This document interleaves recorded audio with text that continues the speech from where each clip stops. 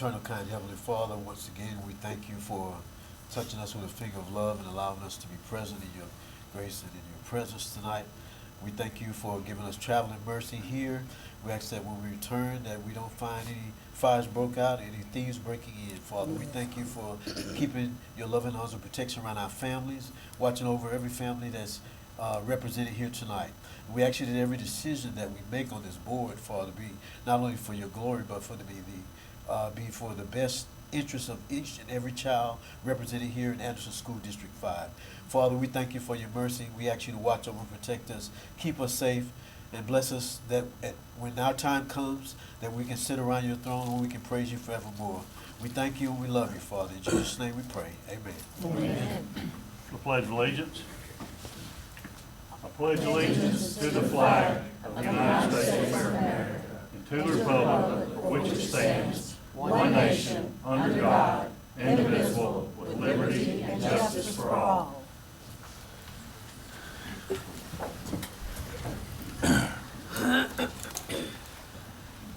All right. Has everyone had a chance to review the agenda as emailed to us? We did have an updated version before 24 hours yesterday. Do I have a motion that we approve the agenda as presented? Mr. Chairman, I make a motion we approve the agenda as presented. I've got a motion from Mr. Bradshaw. Do I have a second? Sandra Leverett. Second from Ms. Leverett. Any discussion on the agenda? All in favor? So moved. Dr. Kelly, recognition of excellence. Our culinary manager is Hurricane Helene. Yes, we are very excited tonight, and first very grateful for our culinary folks and what they do every day. But I wish you all could have seen, I had the opportunity to go to some of our sites that were delivering meals to our community during Hurricane Helene. While we know the devastation that happened in North Carolina, there was devastation here as well. And there are still families that are still trying to work through trees falling on houses, and just working through all that. And our culinary team, hands down, just jumped into action. And I'm not going to steal any more thunder because I know Mr. Kavanaugh wants to talk, but they literally from a text got together on a Saturday morning and started moving food to areas to ensure that our community could eat and the children could have what they needed.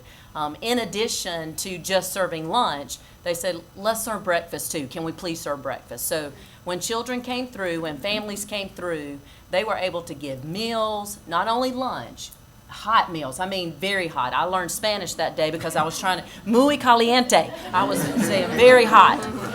And so they served hot meals, but they also served breakfast for anyone. And I just want to tell you thank you. I appreciate each of you. I thank you for what you do every day. But I do want you to know from the bottom of our hearts that we do appreciate each of you. And so they served over 16,000 meals in that time to our families and did it with a smile. Everywhere I went, they were greeting, happy. But now the common theme, and you all can say, we would always ask the kids, are you ready to come back? And what do you think they said? No. So, but it was great. So I'll turn it over to Mr. Grant. Yes, Mr. Grant, to introduce our Director of Culinary Services and then to truly thank our culinary employees. Thank you, Dr. Kelly. You summed that up very nicely. I had some remarks prepared, but you said it all. Sorry about that. Thank you for that. Mr. Chairman, members of the board, we do have an incredible group of women and men with us tonight. As Dr. Kelly's mentioned, these guys in culinary services demonstrate passion and excellence each and every day in the things they do daily. They feed 90% of our students hot meals every single day. And while that warrants celebration, and we're here tonight to recognize them for their efforts immediately after Hurricane Helene. To touch on what Dr. Kelly said, Dr. Kelly approached us, well, prior to getting to the fact that she wanted us to serve meals, Quentin and his team, literally hours after this storm, recognized, Quentin immediately went to work, started planning, and immediately recognized if we did not move this food product, we were going to lose it. And we had 14 schools that did not have power. And literally hours after the storm that Saturday, you can imagine the roads were severely impacted, restricted. But these guys persevered. They came to work, we went to work, and they moved all this food from those 14 schools to other locations that were energized. And it was a result of that that allowed us to have food on hand when Dr. Kelly approached us, said, hey, how about feeding our community? You know, how can we do it? And true to form, Culinary Services, hands down, says, how can we help? When you want us to start it, they started planning, and they developed an incredible plan to feed 16,000 meals over the course of 6 days to our community during that time of need. And I'm very grateful for that. So Quentin, if you'll come for a thing. I know Quentin wants to introduce his team, and we want to recognize them, but on behalf of Dr. Kelly and the Board of Trustees, we'd like to thank you as well. Thank you. Thank you. Thank you, Mr. Grant, Dr. Kelly, members of the board. It certainly is humbling and an honor to be recognized in this way. When Brooke called me last week or a week and a half ago and asked if we were be interested in being recognized, first thing I said was, you're going to need a bigger boardroom. Because we have 130 members of our staff, and every single one of them deserves to be here today. They were all invited. We're going to recognize 12 that had that were actually running the programs, even though we had probably 80 of our staff members working in some capacity during the storm. Some that have no power. Obviously, most of them have no power, no internets themselves. So I did invite, and I'm honored as well to have Ms. Sharon Hunt here today. The reason why we were able to do what we did in this previous crisis, as well as others, is because of Ms. Hunt's 10 years of determination to make sure that we have all the tools that we would ever need to accomplish any goal. So thank you, Ms. Hunt, on behalf of our department for your 10 years of outstanding leadership and providing us with the resources needed to accomplish these types of challenges.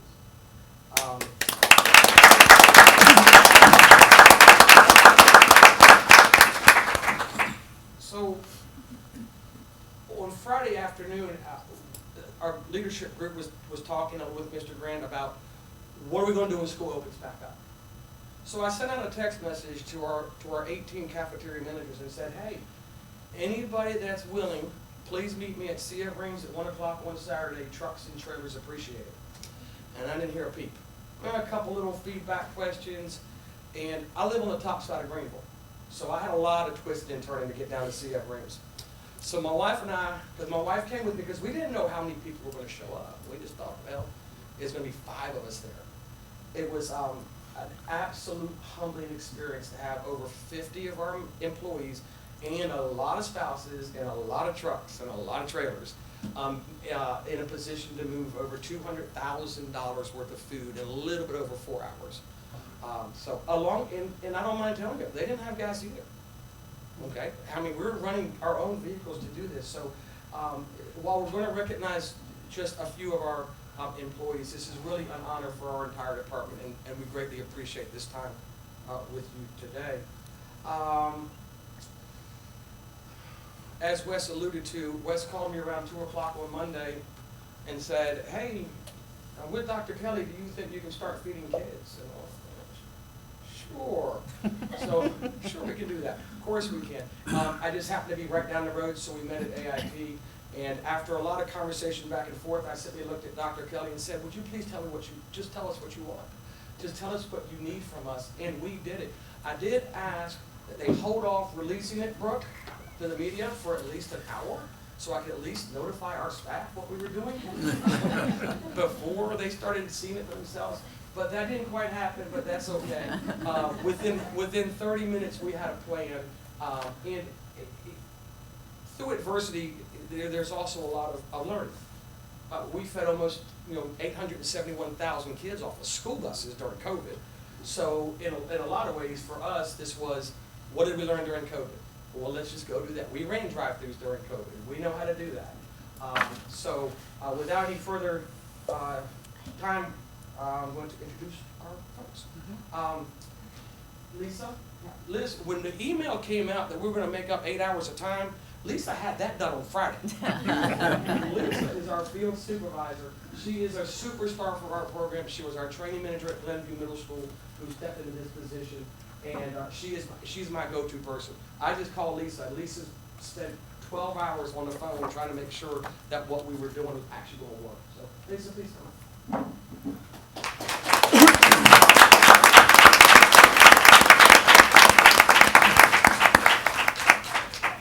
You want You want to go off? Yes, a brief would be, but unless you want to do it. No, we can all do it. Yes, Yes. if Just you go just to go that ahead and have it stand right there.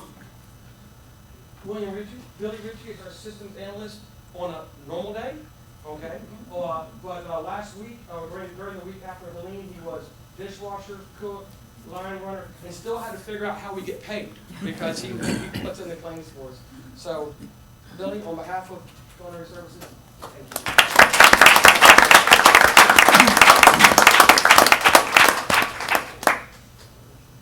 You know what you do, Lynn? Lynn Smith? Lynn Smith is our manager at Varenus Academy, and she was one of the first people I called to say we're going to use Varenus because they have power. And without hesitation, she said, "Okay, well, okay. What time?" I think was the first question. So, thank you, Lynn.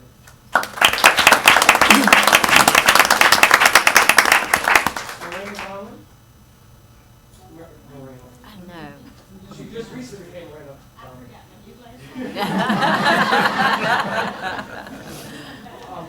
Miranda is the food service manager at Robert Anderson. They were also a host site in like all of our other host sites. I made the phone call and Miranda said what time, and they were there. So thank you on behalf of the Culinary Services.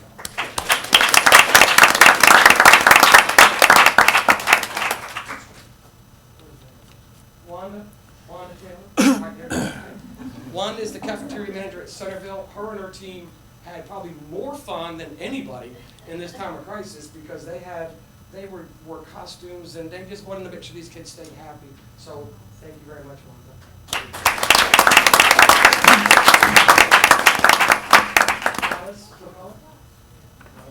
Alice is our cafeteria manager at Whitehall Elementary School, and like the rest of our managers, when she got the phone call with no power at home, with grandbabies to tend to, said, what time are we going to be there? And got her staff together and started feeding kids within a very short period of time. So thank you very much, Alice.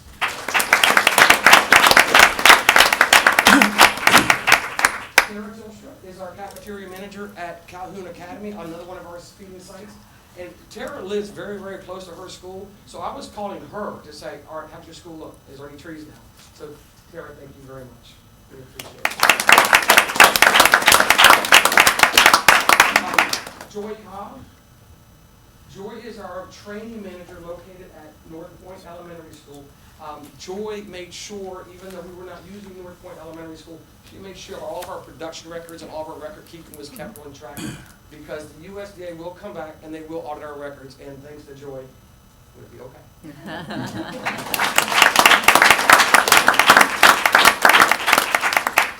Erica Osborne is the assistant manager at Robert Anderson Middle School. She works with Miranda, and while Miranda was off for a few days, Erica took the reins. But Erica is also the mastermind behind Breakfast in the Classroom at Robert Anderson. So if you're familiar with that school, Erica is the guru of that program, and she gives us lots of new and creative ideas, and she was certainly fantastic to have in our leadership for this hurricane crisis.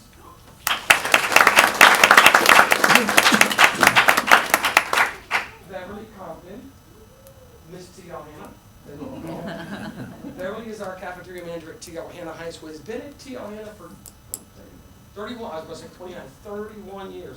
And Erin doesn't know this, but she's got 30 more to go. But Beverly came down and helped us at a moment's notice at, where'd you go? Whitehall. And Beverly helped cover at Whitehall when Alice needed to be off and was there as a resource. So thank you very much for keeping that to me.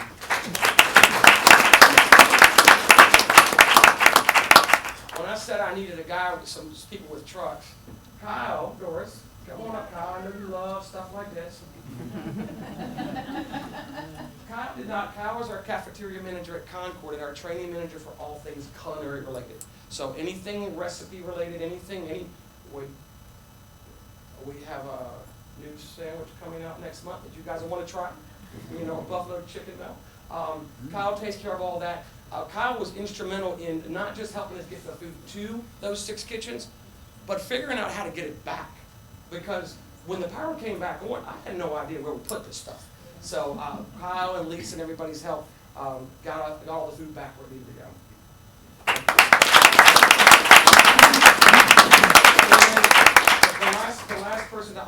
is not here. She's our prayer warrior, Sharon Simmons. She's the assistant manager at Westside High School, and she assisted at Centerville throughout the whole period that we were feeding. And she makes sure that we always remembered who is in control of this program for us. So that is a very small representation of our team, but we greatly appreciate the opportunity to be recognized and to be honored. So thank you very much.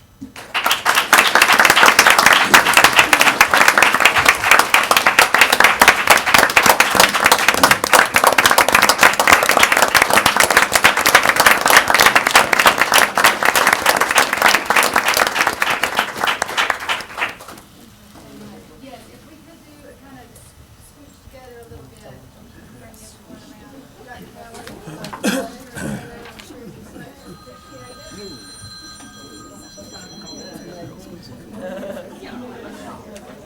I'm gonna take a couple on my camera and a couple on my phone as well. Good.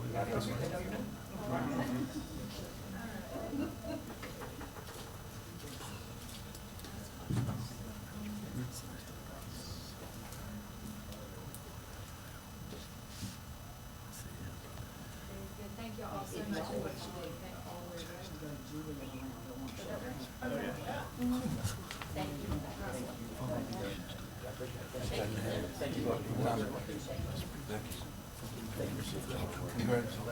Thank you for all your job. Yeah, thank y'all so much. job. Make proud. Thank you, ladies. Great job. So we do have 30 more years? Thank you. I saw your husband go, yes. Thank y'all so much. Thank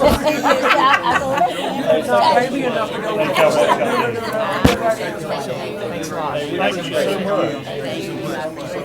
Thank you, Sal. Thank you. Yeah, thank you for making us proud. Yes, ma'am. Good time. Appreciate what y'all do. Thank you so much. Good job, Bill. Thank you, buddy. Thank you. Congratulations. Thank you, what y'all do. Thank you so much. Thank you.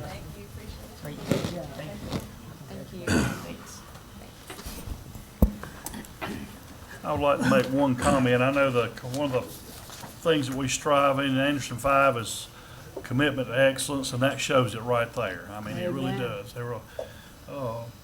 It's just emotional to me that people put our children first no matter what. And hats off to them and all of our employees at District 5.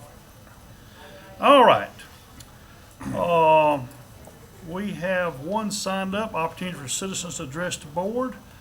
Mr. Harold Kay. Mr. Kay, you have 3 minutes to address the board, sir. Thank you, sir. Dr. Kelly, Chairman Price, members of the board, members of Anderson 5 administrators, culinary people, citizens, and members of Anderson 5 family, I thank you this evening for this time allotted for me to address you at this time. Thank you for coming. We appreciate your time. It's very valuable to us here at Anderson 5. Now, I know that it's an anomaly for us to have enjoyed such a harmonious and concerted focus on our commitment to make the decisions by the help of God that are in the best interest of the children of Anderson School District 5. Family, we are a family. That's right, a family. See, that's how things are done around here. Anderson 5 family. And I've heard it said that you can't pick your family members. The same applies to the family that I'm speaking about tonight. The reality of the matter is that some people are just going to be contrary. I mean, realistically, had we been able to pick our members, we'd probably still be in the same fix. Because St. John 6:70, when Jesus was speaking to his disciples, it reads, Jesus answered them, "Have I not chosen you 12, and one of you is the devil?" And we are nowhere near as capable of discernment as Christ. So I submit to you. Now, I don't know about you, but in my family, when somebody gets out of line, we have what's called a family intervention. So I ask you to consider this charity as a family intervention. I inquire of you, members of the board, and those who aspire to be future members of the board. This is a body that works together cohesively for the best interest of all the children of Anderson 5. So I implore you, why join us only to separate and divide? Our board ethics policy, policy BCA, dated April the 3rd, 2003. Bullet number 4 admonishes us to duly elected members of this body that we are refusing to play politics in either a traditional partisan or any petty sense. Bullet 5 states, representing at all times the entire district, I'll add a small caveat there, that not representing any small faction, any sorority, any fraternity, or any T Sigma group. Bullet 12 says, respecting the opinion of others, graciously conforming to the majority rule. And finally, Bullet 20 states that we're striving to provide adequate safeguards around the superintendent and other staff members to the end that they can happily live comfortably in the community to discharge their education functions and thoroughly professional basis. So now, honorable members, I say to you this is a self-graded exam. Grade your own paper. However, if you fail to make a decent grade, we as the other honorable members of this body will sanction you, censor you, or in other means get your attention to let you know that we are working for the children, not for any special interests. I do thank you for hearing me, but most of all, I hope you were listening. Thank you, Mr. Kay. All right, action items. We've had our September 17th, 2024 board meeting minutes presented to us. Do I have a motion to accept these minutes as presented? So moved. Motion from Mr. Patrick. Do I have a second? Second from Ms. Usherwood. Any discussion on the September 17, 2024 board meeting minutes as presented? All in favor of accepting these as presented, raise your right hand. Any opposition? So moved. Action item B, policy addition, Dr. Kelly. All right, Policy JICJ, prohibition of personal electronic devices during the school day, second reading. Yes, sir. Thank you, Chairman Price. There were no additions or revisions made to the policy as it was presented for first reading. So there has been nothing changed since the first reading. Okay. All right, we had the first reading last month. Do I have a motion? We accept this as presented. Let me remind everyone, this is as presented by the state of South Carolina and not something that we have developed ourselves. So this is actually a state law. May I ask one question? Yes, sir. Do the consequences, that chart, the levels of consequences, is that from the state as well? Is No. that- No. Okay. No, that was a committee of elementary, middle, and high administrators that met with Mr. Galloway, and they looked at implementing this in January, what would need to happen for children who didn't adhere to the policy. Yes, sir. And the question, are we already informing the students what's coming and Yes, consequences? sir. Okay, I met okay. with representatives from T.L. Hanna and Westside. Okay. That was wonderful. Mr. Okay. Galloway and I met with them, and we went over the actual policy, just like we did with you all. They had highlighters, everything. They were Okay. highlighting, and we listened to their questions. They were very upset that they could not have their phones at lunch, and we talked about the House version and the Senate version and how the Senate was adopted, and that it is a proviso. I taught them the word proviso.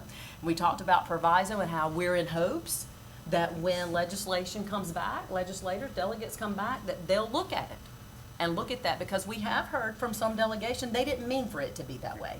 They meant for it just to be instructional time. But what they approved and adopted said school day, not instructional day. So, and then we talked about the state aid and how the district would lose $55 million, and they said, we can't live without that. And I said, no, we can't live without that. So, but it was really good. And then we also do have parent meetings planned. I'm working with the high schools first, working with Mr. Roberts and Mr. Mayfield, because we all know this is going to be a huge implementation for high school, more so than middle and elementary. But we'll work at all schools, but we're gonna work with them first. We're gonna meet with schools who want us to meet with their parents to go through, just like I did with you all, just like I did with Mr. Galloway and I did with the high school students. We will give them the policy, and we'll go through it, and we'll underline and talk about it and answer questions. So, so that is from the state. Yes, sir. And just to let y'all know, Corey, is Walter here? He is not. T.O. Well, Hannah's playing football. That's right, they're playing football. Yes. Football on Tuesday. I know. I took one for the team from both schools. I got chewed out yesterday and today by my driving students about this cell phone policy. I said, call the governor's all I That's can tell right, you. that's right. But I do appreciate your team, and I hope they will make that provision, because to me, the high school kids at lunch, I think, Right. some of them work and things in sports, but it's what it is. All right, would do I like- have a motion, anything else? I would like to discuss it a little. Yeah, we need to get a motion on the floor before we have We've got a discussion. motion, and then Is that okay? we have a motion, we accept this on our second reading as presented. Motion from Mr. Zug, do I have a second? Second, Mr. Badshaw. Any discussion? Ms. Burris? Okay. The thing from the Ellen Weaver, the proviso says to receive the state funds, we must adopt their policy. And they also say to harness the funds for school safety initiatives, we must be a phone-free school. I just would like to know why the coercion is there. But, and I would like to say, if you do eliminate the cell phones, you eliminate the student's ability to record inappropriate material, which has been happening on occasion, even recently, here and in Easley. Which policy needs to be created is to rid the kids' education of the devices, such as this Chromebook usage. It's total Chromebook. And I, hate to say, but Big Brother is collecting their every moment and surveilling the children. They say they're creating their future credit scores. But all the devices, tablets, and cell phones are causing harms to the children's attention spans. That is true. Phones could be placed in Faraday bags, which would stop it from ringing. It stops everything. It stops the radiation and everything. And then when you take it out, then the messages will be there. But it keeps them from having that constant signal, which there's a lot of studies on those, the tablets, the Chromebooks, all of it. And so that's just, Well, as far My as the opinion. Chromebook, Big Brother, we own the Chromebook, so what goes on there, and I know when we went to one-to-one technology, we had a lot of questions, Paul, I think, about what the kids could access. As far as the cell phone policy, take it up with Ellen Weaver is all I can suggest. I mean, this is the law we've got to do. We cannot do without $55 million. I don't care who thinks we can there. Actually, probably more than Yeah. 55 million if the safety stuff is Yeah, involved. yeah. So, I mean, it's not our law. It's like a lot of things dictated, mandated from the state. We have no choice. Our hands are tied. Any other discussion? I'd just like to make one comment. So a good friend of mine, coworker, is on the board at Florence 4. And they implemented the no cell phone policy at the first of the year. He had 2 daughters in school there last year, and he has 1 in school this year. And he said, you would not believe the difference it's made in the schools. Even during lunch, they cannot have their cell phones. And the kids are talking to each other, interacting with each other, and he said it's just like going back in time. He said it was so refreshing to see that. So I'm in favor of this policy. I know it's not popular, but the cell phones are a big distraction in schools, and the kids are cheating on them. And I'm not saying they're going to get away.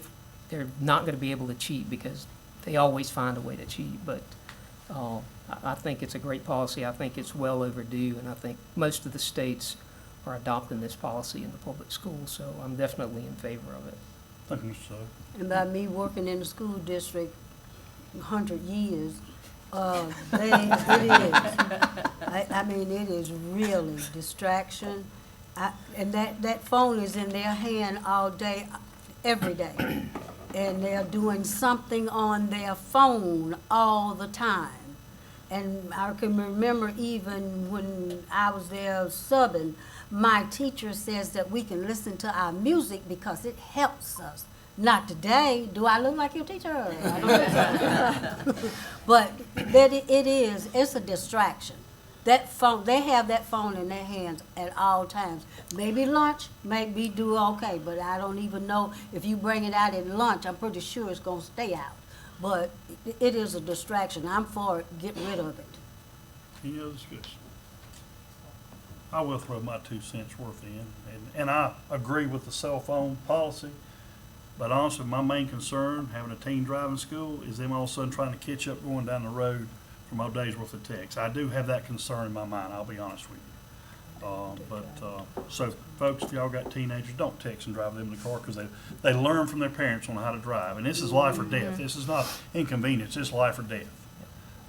And don't mean to give you a speech, but I'm very passionate about these kids being safe in these cars. All right, any other discussion? All in favor of the second reading of policy JICJ, prohibition of personal electronic devices during the school day, raise your right hand. Any opposition? Ms. Burris opposes. Passes.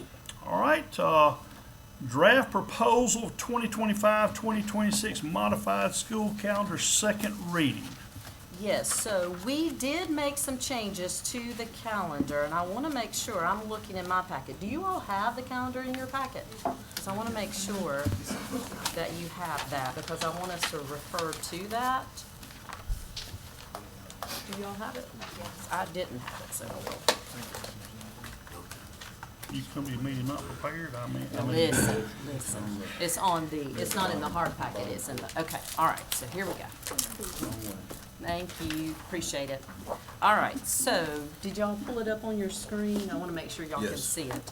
So there have been a few changes to this calendar, mainly because the superintendents of Anderson 1, 2, 3, 4, and myself, we met many times during Hurricane Helene, right? And conferencing together to determine, do we do e-learning, do we not do e-learning? So we did e-learning the Friday and the Monday, but then we realized the hardships that families were having. And I know there are some families still that do not have internet access to this day. So that's when, as a team, we met and said, let's close school.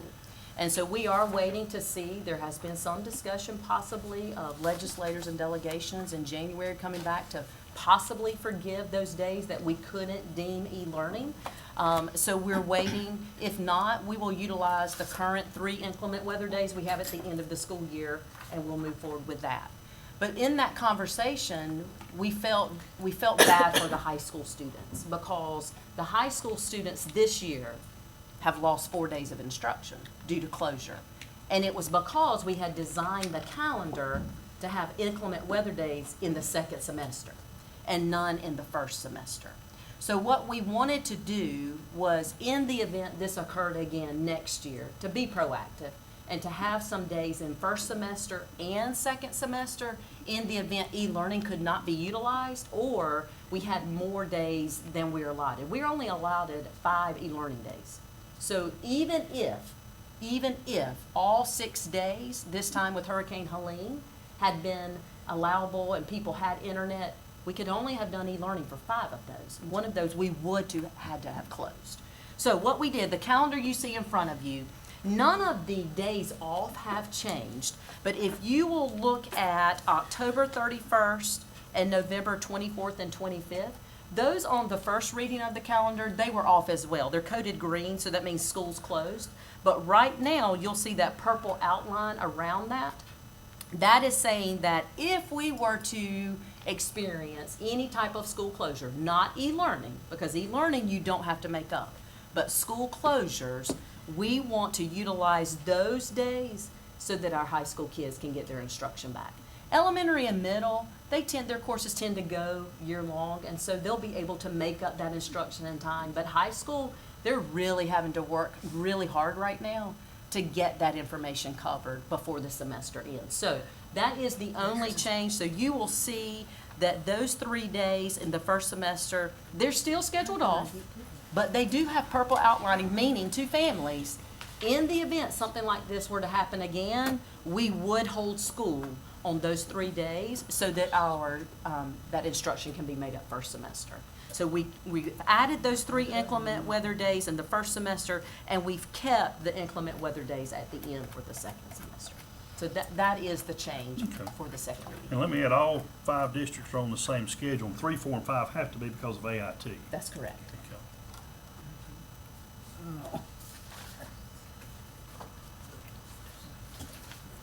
Aren't there a couple days in February 13th and also March 13th? Are they? Yes, I apologize. Yes. Those are and I Friday appreciate 13th. We got to give them those days off. That once again, and if you'll notice the wording down at the bottom, It's not the rectangle that has the graduation announcement and early dismissal, but that square at the bottom. The very last sentence is, days missed due to closures of schools will be made up in person on the next available makeup days on the calendar. So, and remember, the keynote is closures. E-learning, we do not have to make up. So if we deem an e-learning day, we're going to school either through Google Meet or lessons, things like that. But if we have to close, we want to be able to make up those days as quickly as we can. So a day for when, you're probably gonna e-learn. Correct. If the county has internet and most have power, yeah, the wind gush, there's a barometer that you cannot exceed and buses cannot be on the road. So things like that. But if we can e-learn, we want to e-learn. But in the event of closure, we want to be able to make up that time. So we do have like 3 e-learning days left if we need them Yes, for sir. this year. Yes, sir, we have 3. Yes, sir. Any idea on the state? I know I keep hearing mention days for giving, or they're just waiting till the dust settles. They will have to discuss that when they come you're back in session. Okay. Yes, sir. Just was I curious. got a quick question. The last 3 days in May, that 26th through 28th, those are professional development / inclement weather days. Were those all gonna be professional development days They before? weren't. So if you'll look at February 13th, it's a professional development day. But if we were to have to use it for inclement weather, we had to push it down to the end because we have to make up our PD days per the 190-day Yeah, contract. I was trying to figure out, if they were going over 180 days, that was my No, question. sir. No, Okay. sir.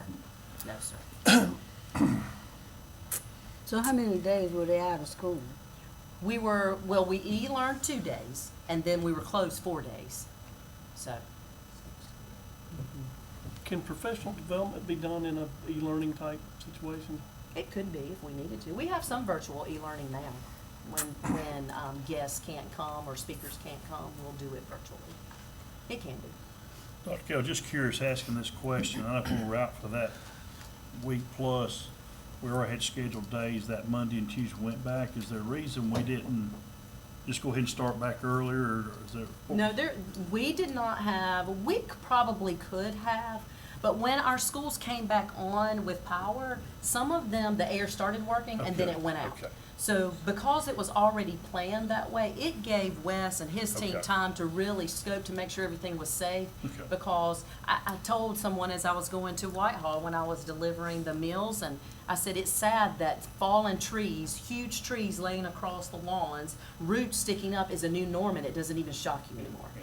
I mean, I pulled up in front of Whitehall and walked right past that tree and didn't even think about it because it was just the new norm. So it gave us time Make sure everything's- to ensure that our schools were safe. Okay. Yes. And all of our facilities survived They pretty much?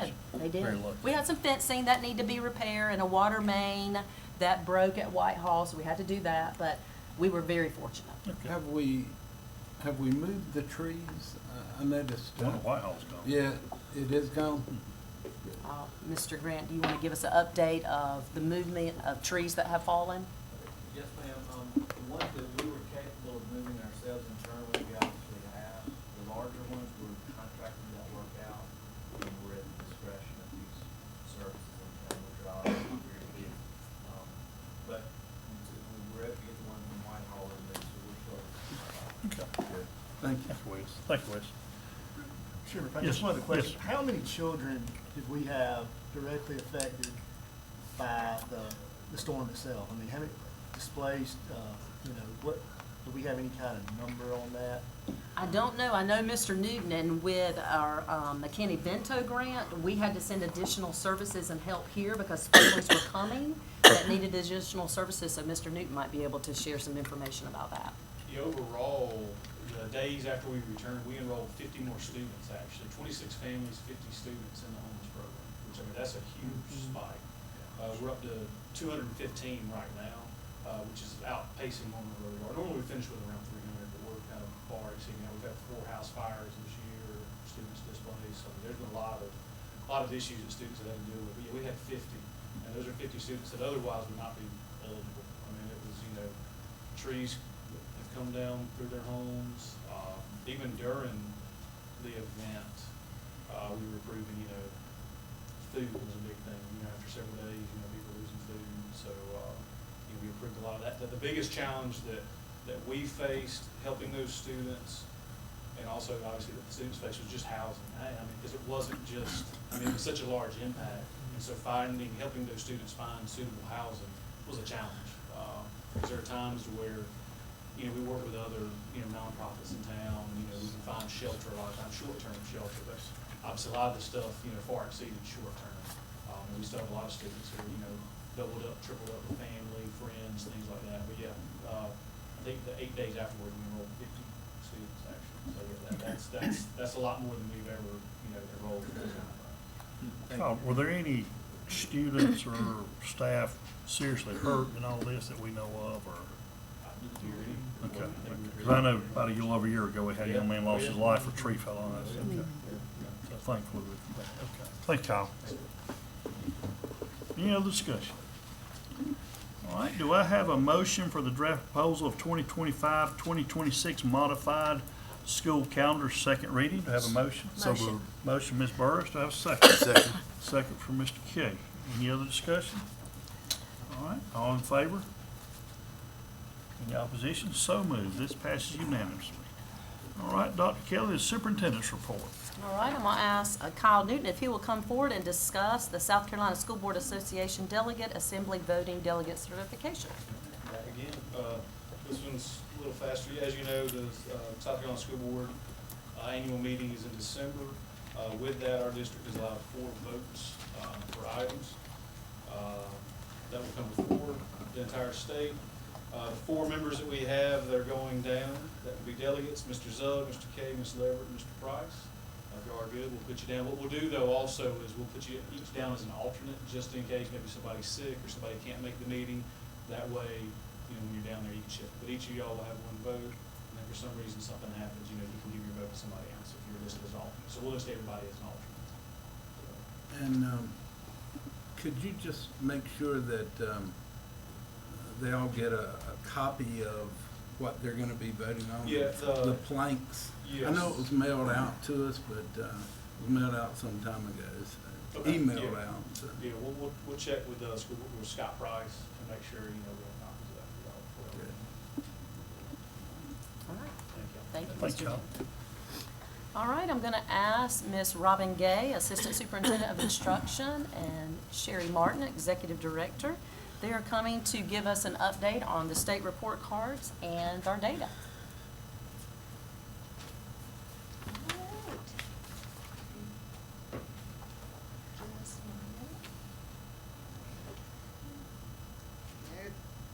Sorry. There we go. So, Chairman Price, Board of Trustees, Dr. Kelly, thank you so much for letting us come and talk with you about our school district and where we are academically with our students and the famous state school report card. I have Ms. Martin, who is an executive director in the instructional division, here tonight to really share some details because quite often people believe that the report card is graded similar to a test, 90 to 100, 80 to 90.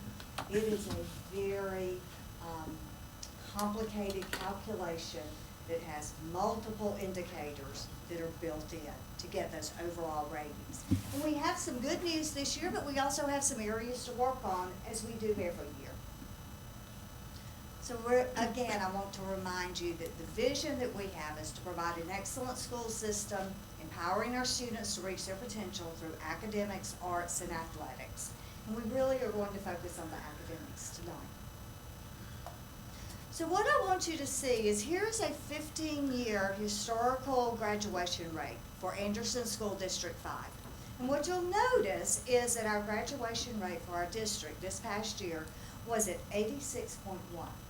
That is the highest percentage of students that we have graduated within this district over the last 15 years. That is excellent. That is a direct reflection of the hard work that is going on in the high schools. Make that go away, Craig. I thought I pointed something wrong.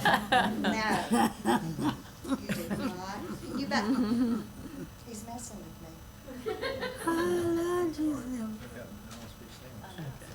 And you need to go back some slides.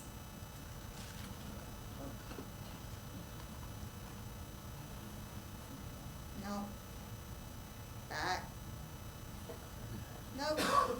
forward. You're going forward.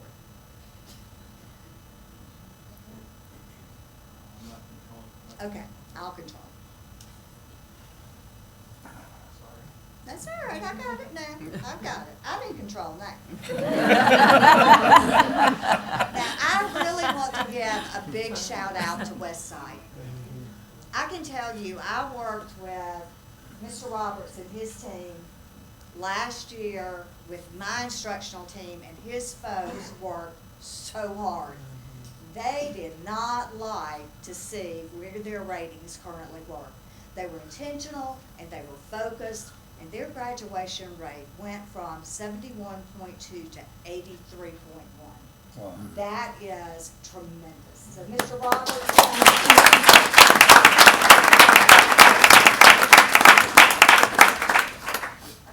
And then T.L. Hannah, 15-year high again. Theirs was already at 87.8, but they've made it to 89.1 now. So they are continuing to push that bar and really strive to increase those numbers. This is, again, intentional work by that staff group at the school and them chasing kids down all the time.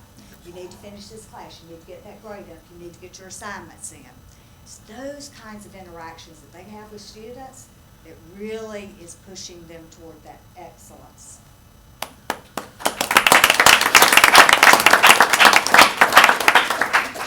So on this chart, what you will see is we have changed to another assessment metric. And this is from the South Carolina Ready Assessment, which is administered in grades 3 through 8 in all of our schools. And you'll see in the second column, our 2003 percent of students that fell into the met or exceed range. And that's the goal for all of our students. We would love for them to meet those grade level standards or exceed. It's a very rigorous bar though. So what we have done is there's a little fluctuation between 23 and 24. About 3 of the areas in ELA went up and about 3 went down. So there's a little seesaw there, which we don't like. We would like for them all to go up from year to year. The good news is when you compare last year's results to the state percent of meets and exceeds, Anderson District 5 students are above that percentage in every category. That is a reflection of the hard work that is happening in elementary schools and really focused on reading instruction. And in math, you'll remember when I talked to you last year across the state, math performance is a little deflated as compared to ELA. It is still following that trend statewide. Children that were in 4th and 5th grade this past year were in kindergarten and 1st grade. Kindergarten when we closed schools in March, and then they had a virtual option when they were in 1st grade. So they're in 4th and 5th grade. If you know anything about math, math is very sequential, builds on each other, and the children, because of that lack of instruction and that lack of face-to-face engagement on the part of some of our children, we continue to see the impact of that. And I really get tired of people blaming everything on COVID, but it is a reality that we're trying to work with. When you look at math, some of our areas, again, went up from last year.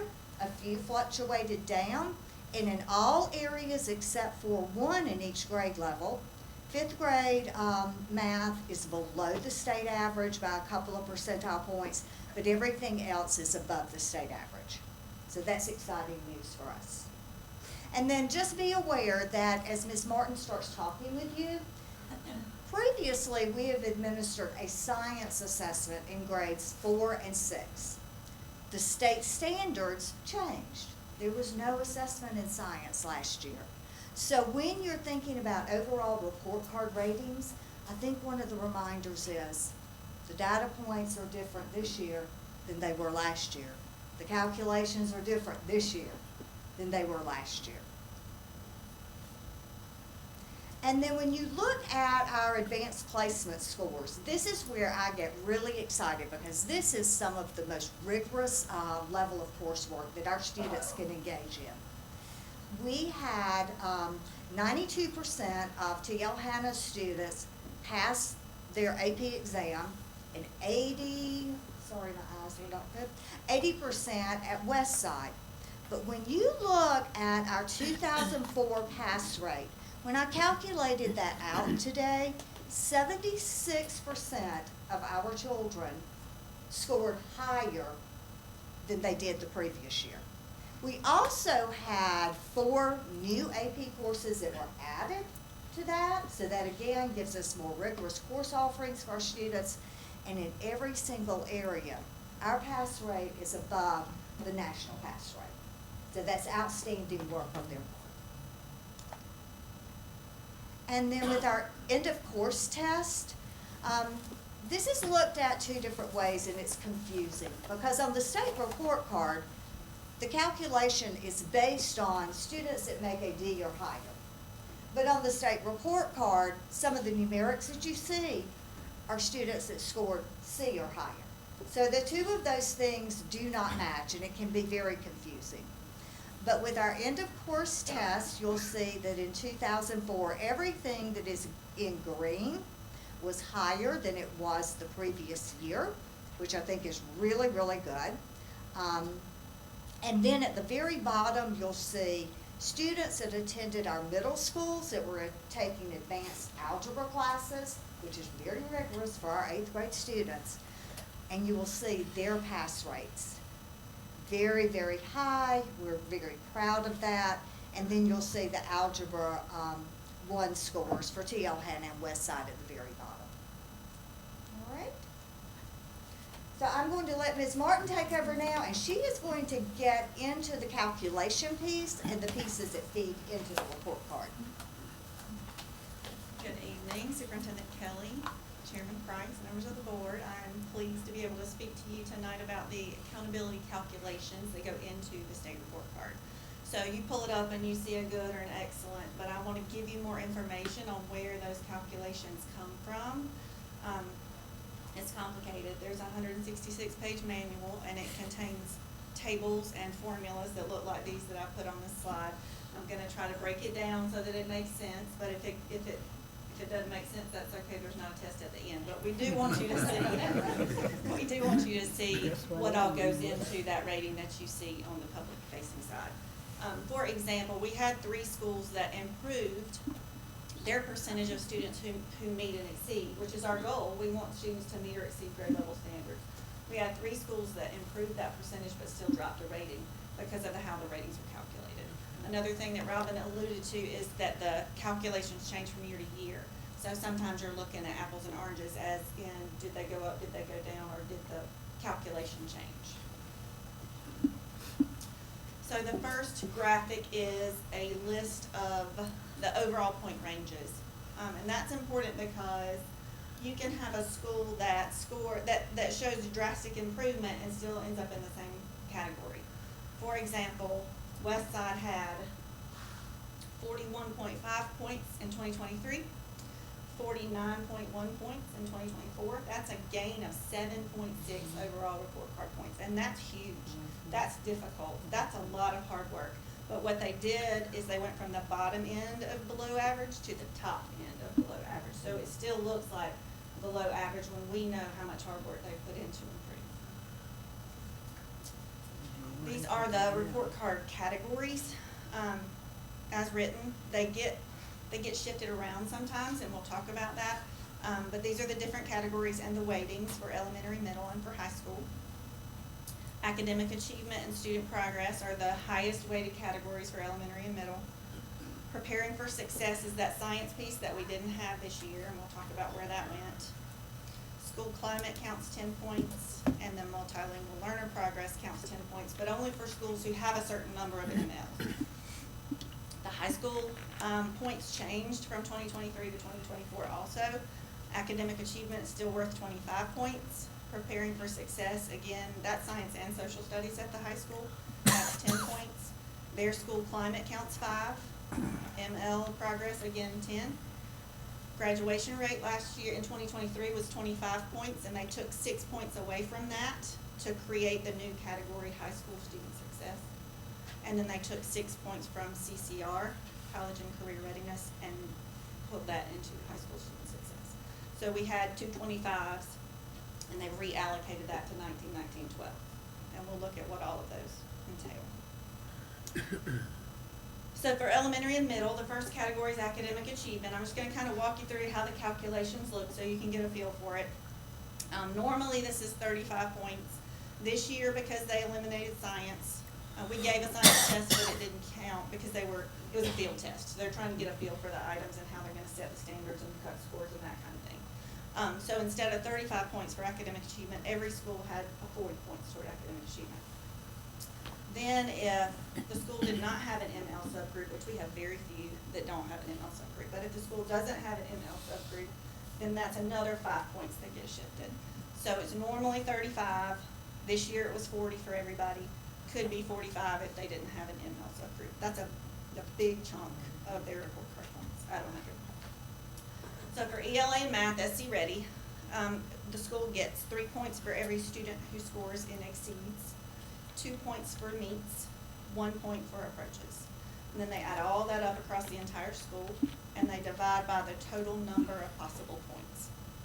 So let's say we add all that up and we get, I don't know, 500 points. I'm making this up to make it easy though. 500 points of kids that scored all of these different categories. Out of a total 1,000 they could have gotten, it would be at 500 divided by 1,000 equals 35. So you're going to get a proportion. There are two, the way I see it from an accountability standpoint, there are two sides to the report card. There's the public facing side, which is what you see, and then there's the accountability side where the calculations go on. You don't see that anywhere except in my office on the spreadsheets, but it's there. For the public facing side, they take that proportion that we just found, 0.5 on the last screen, multiply it by 35. That would be 17.5. So if a school had a 0.5, it would show on the accountability screen, I can go forward and show you what it looks like. That little graphic on the left would say 17.5 out of 35. That's where they get this rating for that part. All right, but then the calculation, we said it was either out of 40 or 45, right? That doesn't show anywhere. It's just done in the background. So if they go back, and if they're showing 17.5 out of 35 on the site, but in the background, they're doing it out of 40 or 45. So they're still taking that 0.5 of 40 or 0.5 of 45, depending on the school. And I have spreadsheets for all of the magic to make sure it's right. Another thing that's different on the public side than the actual calculation, and I think Robin also alluded to this, is that meets and exceeds. It only shows you, I think you said C or higher for EOC, but it's the same type thing. So it shows you meets plus exceeds percentage. It's not really how they calculate it, because they're giving us credit if a student approaches also. Not that we want them to score approaches, but we still do get some points for that. So a lot of times the graph doesn't match the calculation. Take a deep breath before we get into student progress. This is the most complicated one, and the principals know this has changed over the course of the year. It changed at my meeting last week in Columbia for next year, and we'll talk about that at the next principals meeting. But again, this is one that's a big chunk of their report card. It's one that changed drastically from 23 to 24. Can't really look at 23 student progress and compare it to 24 student progress. It's apples and oranges, completely different calculation. So normally this is 35 points. Again, this year it's 40. Again, if they don't have MLs, it's 45. This is a big one to swallow. So what they've done is they've assigned every student 2 targets. Students have a median annual target, MAT. That just means the amount of growth a student should make in 1 year. That's their first target.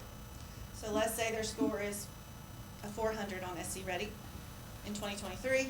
Maybe their median annual target is a 410, for example. There's a chart with all the targets.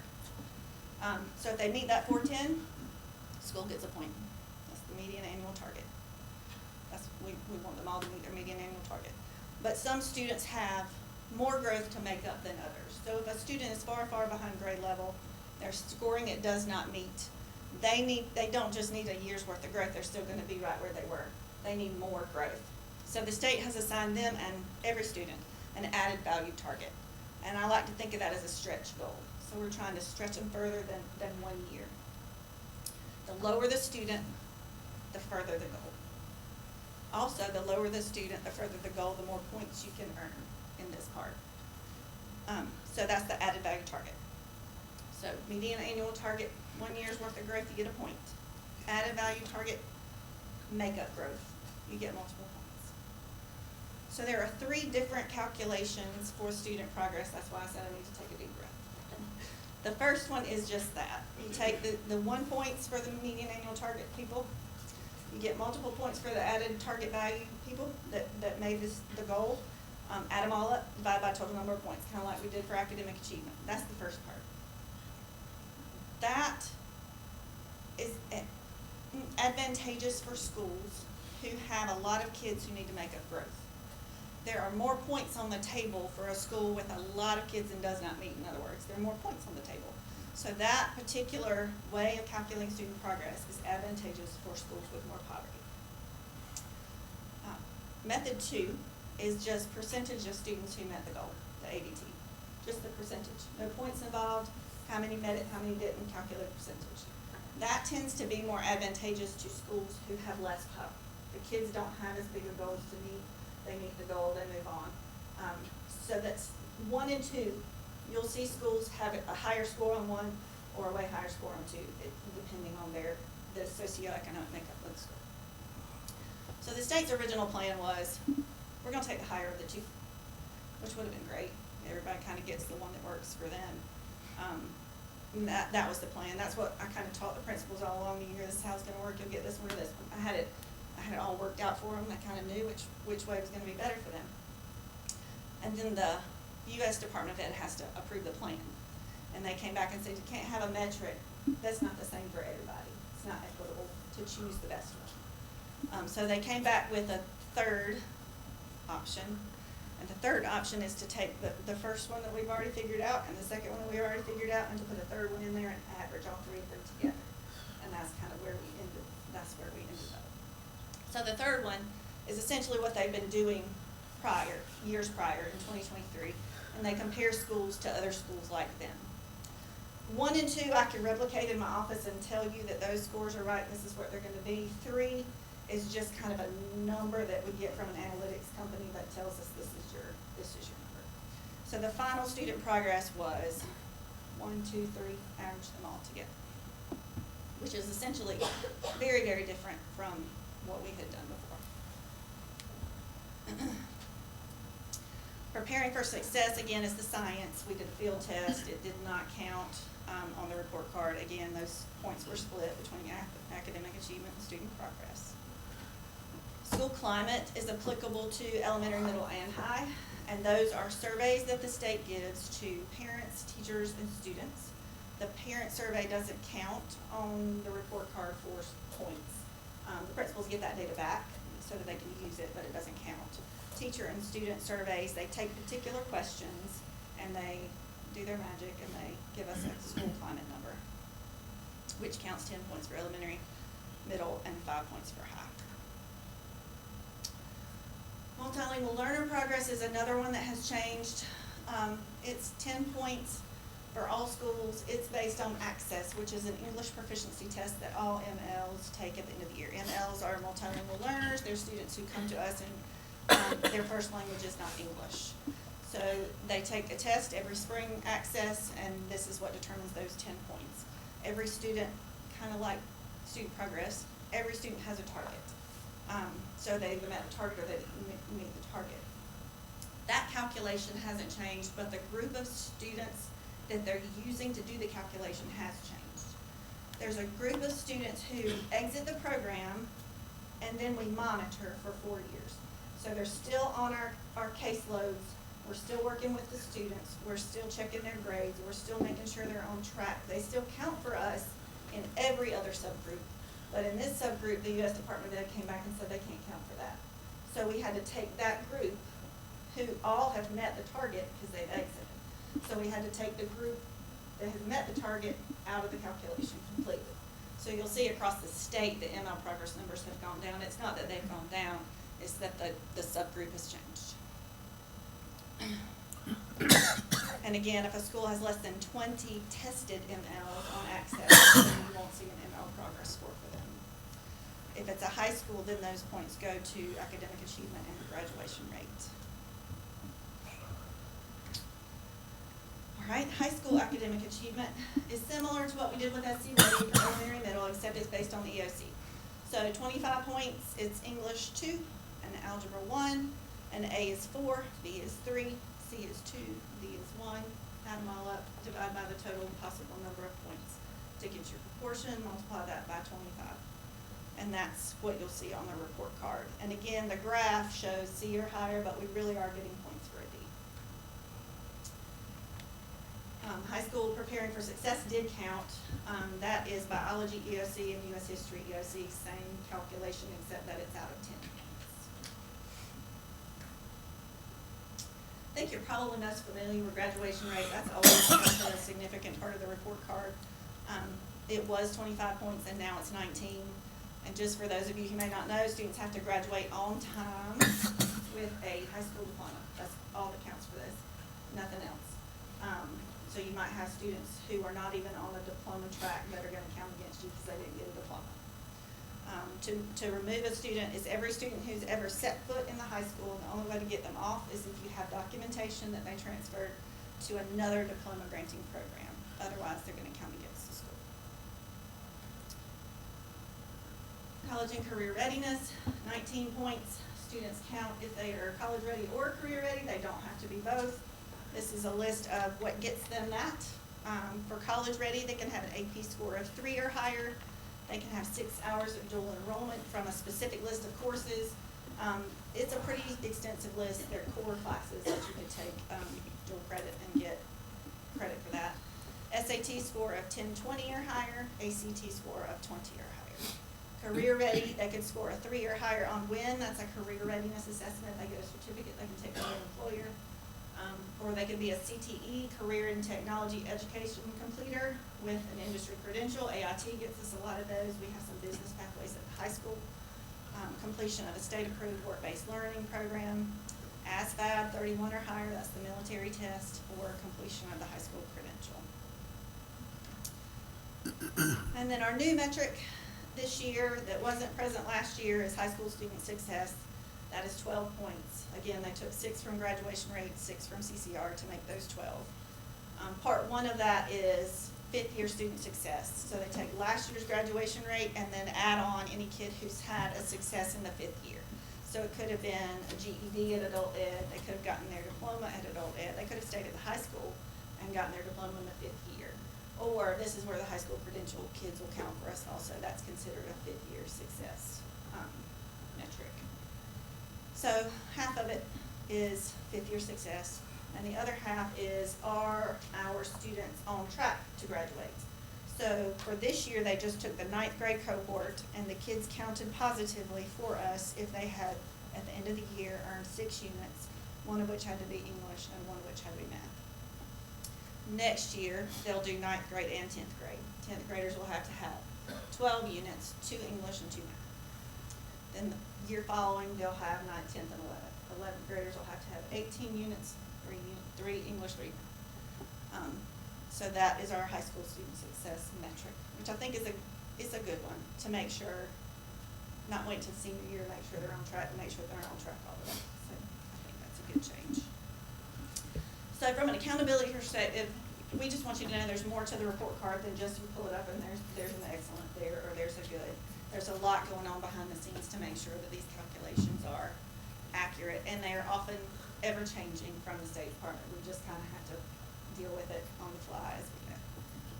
Teal-Hand and Westside both increased in 5 of the 6 areas that were reported on the report card, but the rating stayed the same.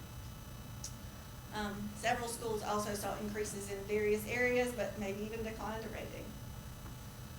We do also take this information and calculate ratings based on similar schools. So a similar school is a school within a certain poverty range. So we'll take Concord, for example, and compare them to all the schools within that same level of poverty, and then see where Concord ranked. We do it for all the schools and all the different segments of the report card, so we can see how we compare. And I think that's valuable information to you. And then I'll continue to work with the principals on the ever-changing student progress metric. I feel like that's all I talk about it. And talk about what we're doing with that information. Thank you. Thank you, Ms. Martin. Thank you. Do you want to hear some more about the calculations? It is so complex, and I will tell you, I value Ms. Martin so much because her mathematical mind really is such an asset to our district, and really working with us, because I know I'll have to go now. Sherry, tell me one more time how this is calculated. She truly understands that, and this is a great value to all of us as we really are trying to help our schools. So thinking about those three pillars that we try to live by in the instructional area, that academic, student academic growth, collective teacher efficacy, and instructional leadership. So we've got this data, so what are we gonna do about it? Because we can't just sit.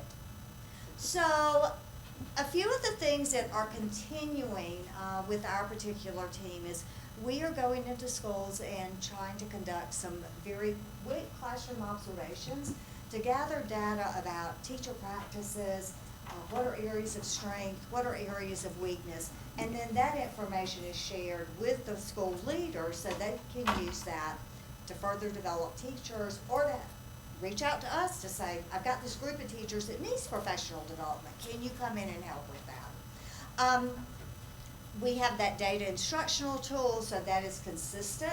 And not only are we doing those observations, but your school leaders are doing that as well to try to really ensure that we're providing effective instruction in all classrooms.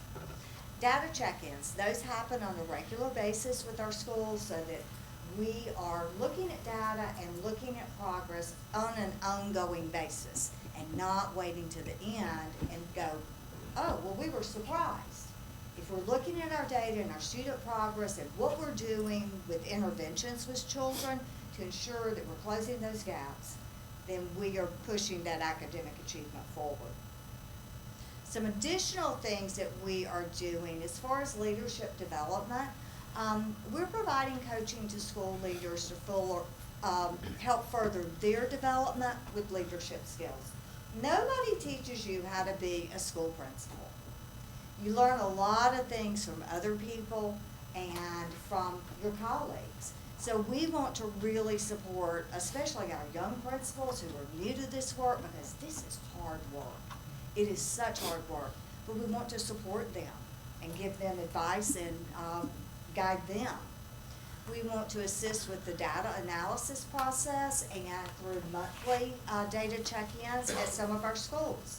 Because even though some of our academic gains were noted, that student progress piece, that catch-up piece, is where we really see some deficits and we can, I think, grow more. So we're targeting that.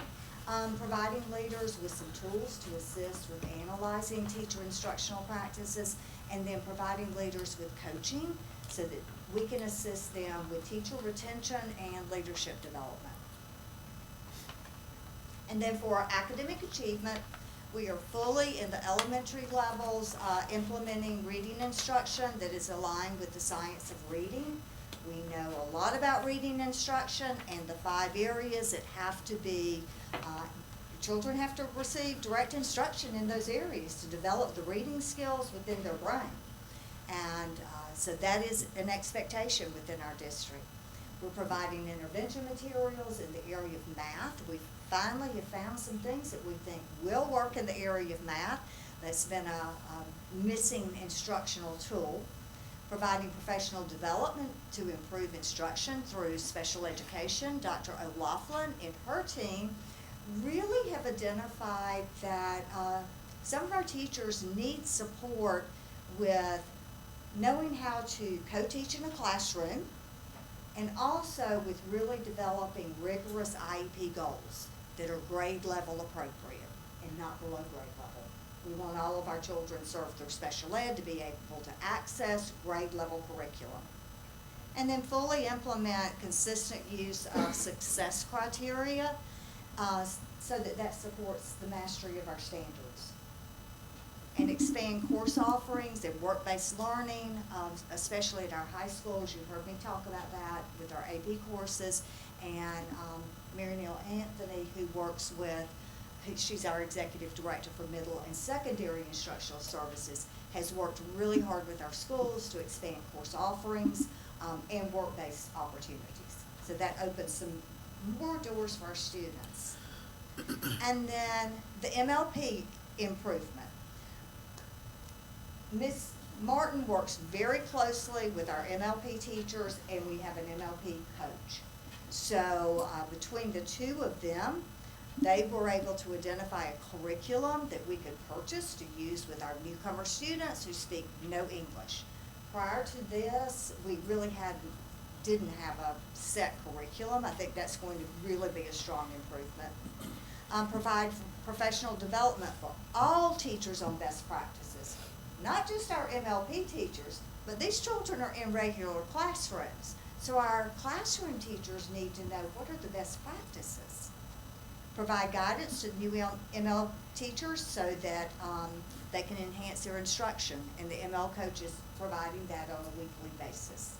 And then providing teachers with data to determine their progress required for the report card. You heard Ms. Martin already mention that. And really our goal is we're committed to excellence. We want that for every student in every school. And we will continue to march right on. Very good. Thank you. Thank you, Mr. Kay. Thank you. And I will add this, I was shocked, I asked Dr. Kelly the other day, when we think of non-English speaking, we all think of Hispanics. Oh, how many languages do we? Is it 41, Ms. 41 different languages in our 41. school. In fact, Amy had to Google some of them so we knew what they were, honestly. So it really is phenomenal. One other thing right quick, for some of y'all AU students, bless your hearts, y'all picked a good one tonight. Thank y'all for coming. We always enjoy seeing future teachers coming to Anderson 5. Thank y'all. Thank you. All right, Dr. Kelly. All right, Amy Hurd's going to come and talk with us about monthly financial reports.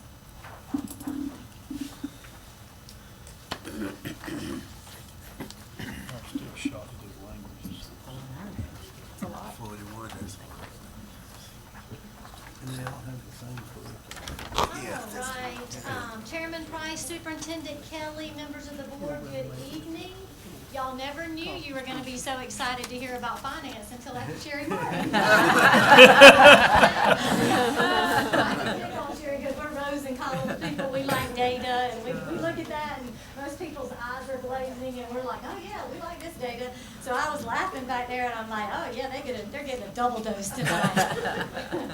But the financial packet that you have before you is as of September 30th.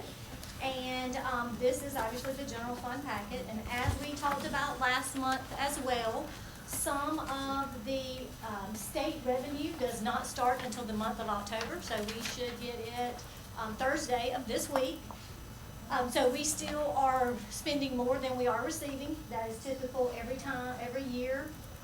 That's just the way our funding works. But we're not having to borrow money. That's what I say. For those that were here a long time ago, you would remember about August, we would have to come before you and ask for you to allow us the ability to purchase a TAN, tax anticipation note, where we paid payroll until our tax money came in.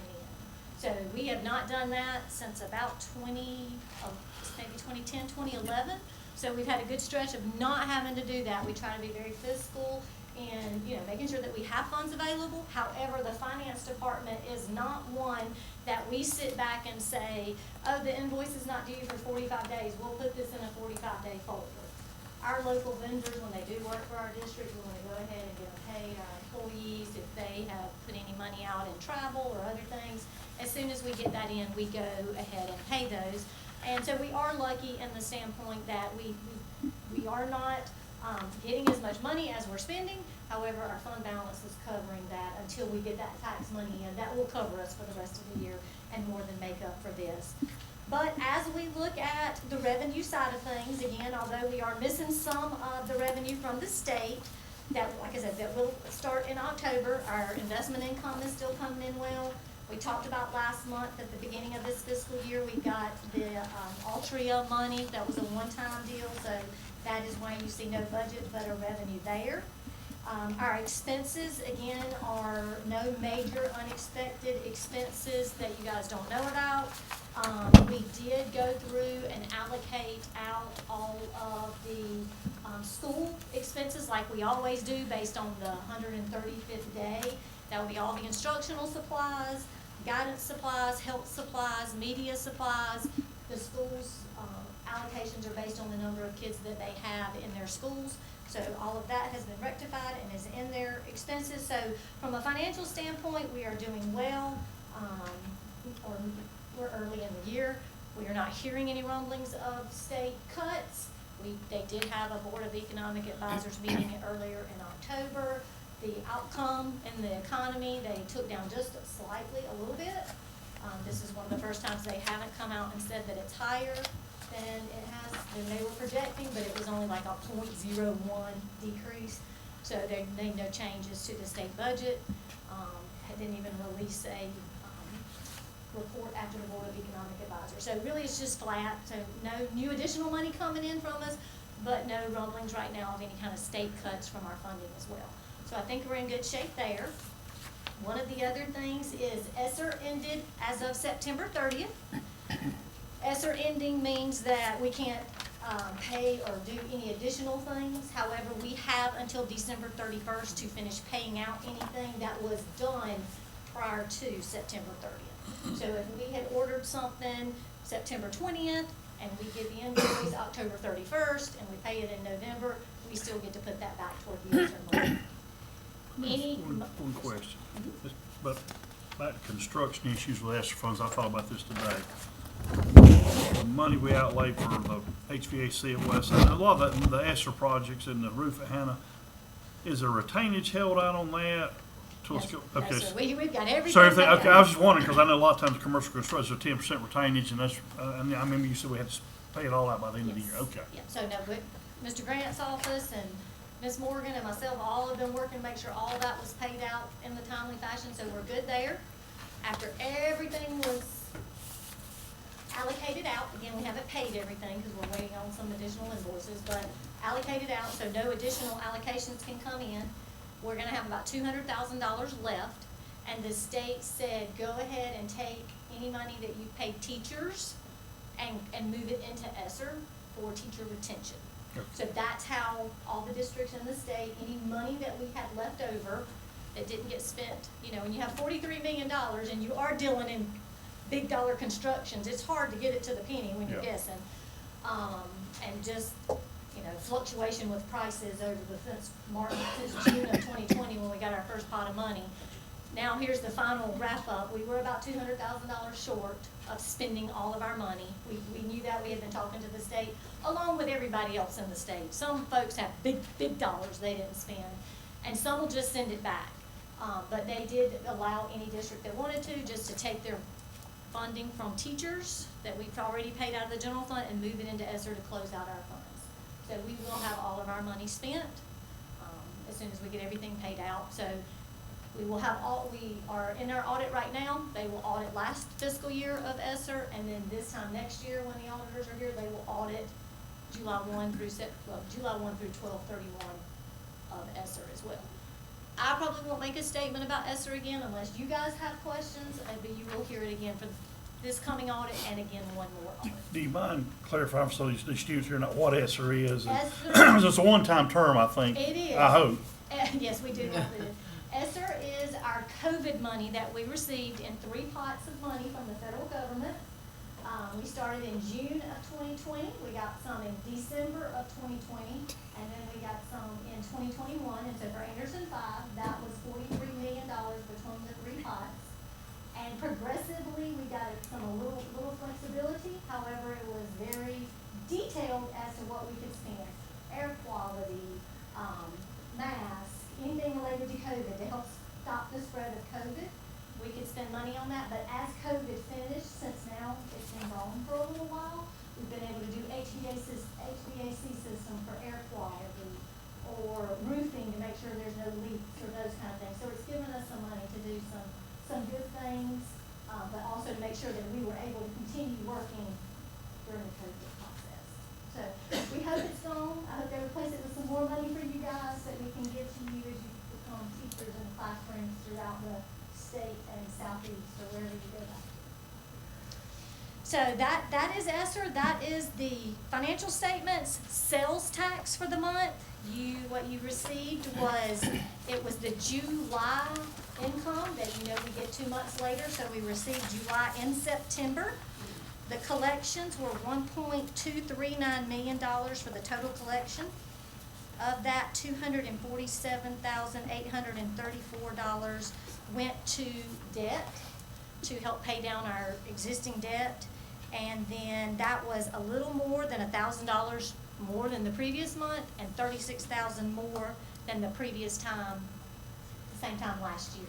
So again, I know every month, for the most part, we're saying our sales tax is going up. And I know when we first got it, we were like, y'all, this is not gonna last. It's gonna, it's not gonna keep going on the way it has. But it is still coming in very strong. And, we were in a meeting with the county, some countywide finance people and the county finance folks and treasurer and auditor and all those folks. And something came up about sales tax and county road tax and all of those things. And the question was asked, how much of the school district sales tax comes from folks outside of Anderson County? And the experts that know how to do those calculations, that is not me, said about 35% of what we collect in Anderson County is not coming from the taxpayers inside of Anderson County. Obviously, they're going to the Lake Hartwell, they're going to Clemson games, they're stopping at exit 21 up there, which is in Anderson District 4, but that's a countywide tax, so we're all collecting countywide. A lot of folks come from Hartwell into Anderson County, so they're estimating about 35% of our collections are not from folks inside of Anderson County, which is always a nice thing. That's kind of phenomenal considering how online shopping has advanced. But we're still spending dollars at brick and mortar stores in our county. That's good. So Well, I that's think- sales tax. And, I'm sorry. We'll talk about that. Yeah, online sales tax It comes to us anyway. comes to us. If your anyway. address is Anderson County, you still get they still get taxed. But they're all not collecting the 1%. State Farm doesn't, I can tell you that. I had a wreck on one of our ed cars, and I called Amy, I said, they're not paying the extra 1% on this sales tax, and I think it was State Farm, I think it was, or Allstate, one of the two. And we get that a good bit. I thought our tax was this. I'm like, y'all have to talk to the Department of Revenue. That is not Anderson 5. I cannot mandate that. I would love to have all of the funds for our schools, but I don't have that kind of magic.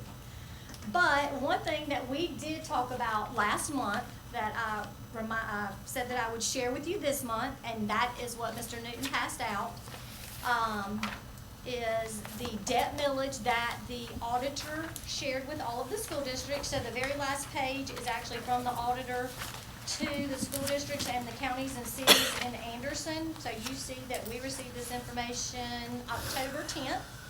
And what that is it is the tax levy for the 24-25 school year. And I think we passed this out to everybody in the audience too, so you'll have this information as well. And I'll talk about it in just a second. So, but I wanted you to see that we got this information from Anderson County. If you go to their auditor's website and you scroll down, you see tax levy sheets, and then that is where we pull this information from. It has Pickens schools, because there's a portion of Pickens schools inside of Anderson County. I know that sounds crazy. Tri-County, all the school operations, county fire, public service, everything is on there that Anderson County bills tax money for. And so you see down at the bottom the levies, all of the city levies that Anderson County also bills for is on this sheet. So that is where we got the information. And I know that folks that have been on this board a long time have heard it, but for folks in the audience and our school folks, especially if they stay in South Carolina, I wanted to talk about Act 388. I came to the school district in December of 2026, so it's all I've ever known is Act 388. I was not here prior to that act being enacted. And so what Act 388 does, it's the first sheet that everybody in here has. And what that is it's something that the state passed law on. that says if you own your own home, you will not pay property taxes to the school district on that. This was a push from the lower part of the state. It did not come from the upper, the upstate or anything. It was the folks that have the beach homes in Horry County, Charleston, up and down the coast. The taxpayers felt like it was very high, so they came in and said, all right, we will take off school taxes on everybody's primary residence. So if you just own a home, you won't pay any school operating money. You won't pay any property taxes for school operations. But what we'll do at the state level instead is we'll enact a 1 cent sales tax, and we'll give that to the school districts to offset the money. So that's Act 388 in an essence, that, prior to Act 388, whatever the millage rate was, that was on your house, that was on your cars, that was on your businesses, that was on RVs, airplanes, motors, anything that you get taxed on. Whatever the taxing levy was, it went on everything. After Act 388, you don't get taxed on your home for school operations. However, you do still get taxed on your home for debt. Obviously, when any city, county, school district issues debt, it's backed by the good faith of the county, the city, the school district, which is ultimately the taxpayers. So we have to ensure that we have millage that will pay our debt. So the legislators said that will not come off the tax bills, just the operating debt. So what I'm going to show you is going to talk about, actually what you'll have here is going to talk about, I forgot to send that to Craig to send it, put up here, is the second page in the packet is the 5 Anderson counties, and we looked at the last 6 years. So the top part there again, remember, is operating millage. So that is what we charge people that pay operating millage to run the school district. So salaries in the district, classroom supplies, electricity, anything that we use would come from there. And you can see that the difference column over in the far right-hand column is what the districts asked for this year when they asked for their budget to be approved. So Anderson 1 asked for 8 meals for their school operations, and their Career Center asked for 1.31 meals. Anderson 2 did not ask for any millage for operations, but they did ask for the Career Center millage. Anderson 3, 4, and 5 did not ask for any millage for operations for the year. Then if you come on down to the next grouping there, it says debt millage. And you can see that Anderson 1's increased by 2 meals, and between 24 and 25. I'm looking at the difference there. Anderson 1 went up 2 meals. Anderson 2 went down 2 meals. Some debt probably rolled off, and they didn't need as much money, so they reduced theirs by 2 meals. Anderson 3 didn't have an increase in millage. Anderson 4 did have an 8 mil increase. Their voters approved a referendum to build a new high school. Everybody knew that was coming. That was talked about during the referendum, so that will increase and may increase more in future years. And Anderson 5 did not ask for, or did not have any increase in millage. Millage for debt is set by the auditor. School districts do not have any say in that, because again, when a district issues debt, it's pledged by the county for the full faith and backing of the taxpayers. So they set the millage to make sure those bills get paid. We don't have anything to do with that. We are at their mercy.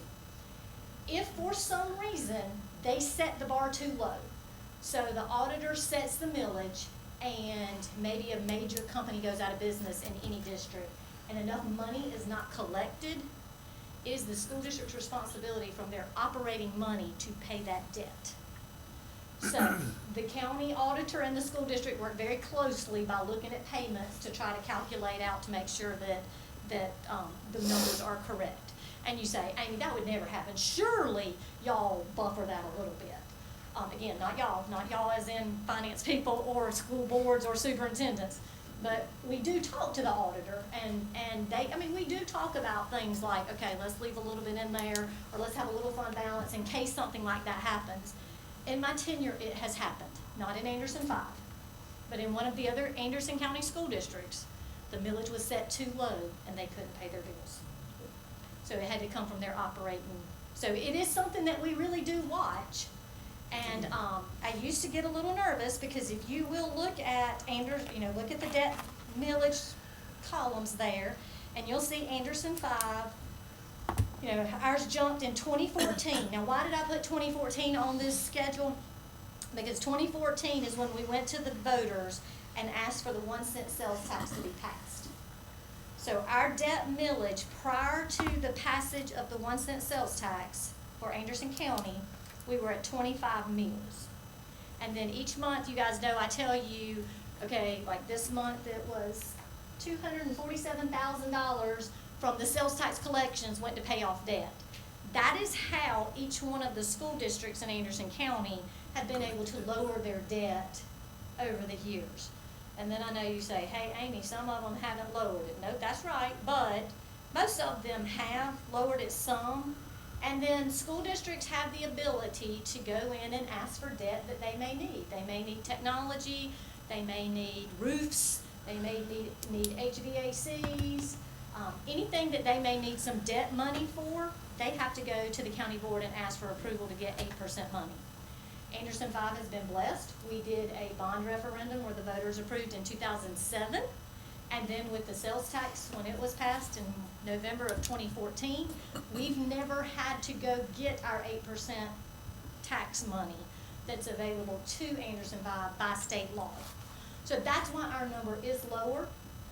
But I just wanted to show you, that's why I always show that 2014 number, is because that's what it was prior to sales tax. And when sales tax ends, that debt is not ended yet. So our millage will go back up because we lose the extra money that's helping keep our millage down. So then that does come back to the Anderson County taxpayers. So that's why the 35% was important to me earlier. As I was thinking, when we were having that meeting that day, I was thinking about this calculation.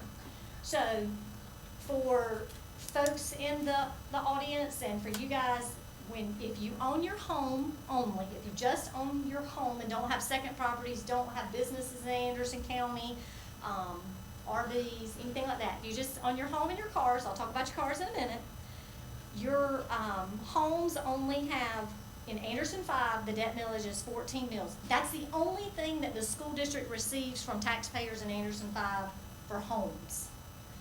So that's that. Then down the very bottom is the combination, the total millage of operating and school debt, and this is on everything. So the total debt the total millage that we could levy, that's the word I'm looking for, the total millage that could be levied by Anderson 5 is for vehicles, is for RVs, is for boat motors, it's for businesses, it's for real estate, if you own land, it's the higher number. So, we don't want to sugarcoat it and say, you don't pay anything for Anderson 5 operations. You do. It's just not on your homes that you pay it. So, wanted to talk about that. And so you can see the difference there. We've already talked about the differences and what has happened. And then just looking at that 6-year period, we've been the lowest in the county all 6 years. And then if you're wondering what in the world happened in 2023, why did these numbers jump down? Anderson County does reassessment every 5 years, and they have to make sure that we don't get, because when they reassess, all our values go up, so they make sure our millage comes down so we don't get additional money. So that's why for Anderson 5, in 2022, we were at 194 mills, but after reassessment, we only needed 183 to get the same amount of money. So they'll always take us, for the most part, they roll everybody back. I see they did not do that for District 3, so they must not have had a growth in their assessment, and they probably asked for millage, so that's why their numbers went up. Very complicated, I know. It's, again, kind of like what we're talking about. This is the stuff I geek out on. I like this stuff. I like to look at how we are compared to others. It's a hard concept. It doesn't make a lot of sense. When people say we're killing the business owners, we are. I can't deny that, but it's a state law that changed it. It's not us. So I want to show you one more thing really quickly, and I will sit down. because I know Mr. Price gets this question, because he calls me. Okay, this is, I think tax bill, well, Mr. Binka told us in that email that you guys have, that he had sent the tax bills out. Most everybody probably has theirs. I know I got my personal one. And we had received a FOIA probably, we get them quite often, but this is one of our actual real FOIAs that we had received from someone that asked us why they paid so much taxes to the school district. And so we met with them and explained it, and they understood afterwards. So you can see, I apologize that this is so small, but the market value of this particular person's home is $241,000. So that's what this is being taxed on. And what happens is, on the tax notice up in the top right-hand corner, as you can see right up here, this is really the top part of it, this chart is there. But if you look at it, so prior to Act 388, when we could tax, we being school districts taxed you for what your homes were worth based on our tax levy, the bill would have been $2,149. That is what the calculation is based on for millage. But due to the Act 388 exemption, the amount actually due to the school district is $107. So, if folks say that the property taxes on their homes is too high for school districts, there's no other state in the nation that has school tax like we do. Again, being transparent, let's look at a vehicle.